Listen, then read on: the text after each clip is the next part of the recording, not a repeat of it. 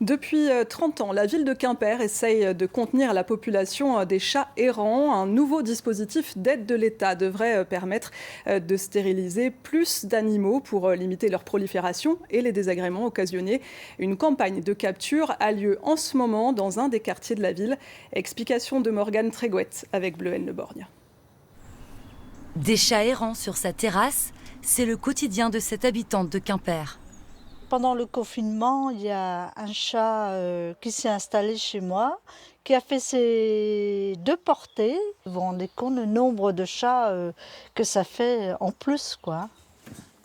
Elle a donc accepté de participer à cette grande campagne de capture qui consiste à appâter les chats dans une trappe.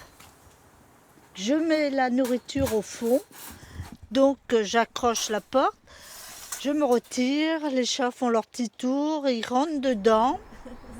Démarrée il y a 15 jours, l'opération consiste à installer des trappes comme celle-ci chez les particuliers, mais aussi dans les lieux publics.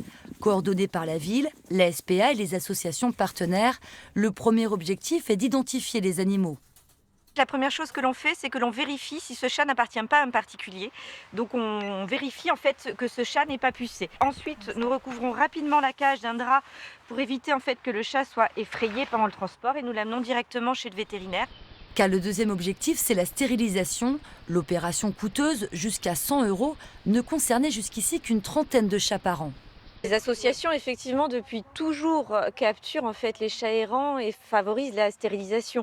Donc dans la mesure de nos moyens, nous, petite association, par exemple, nous fonctionnons avec des dons de particuliers et le fait que l'État prenne en charge une partie de ces stérilisations va nous soulager énormément.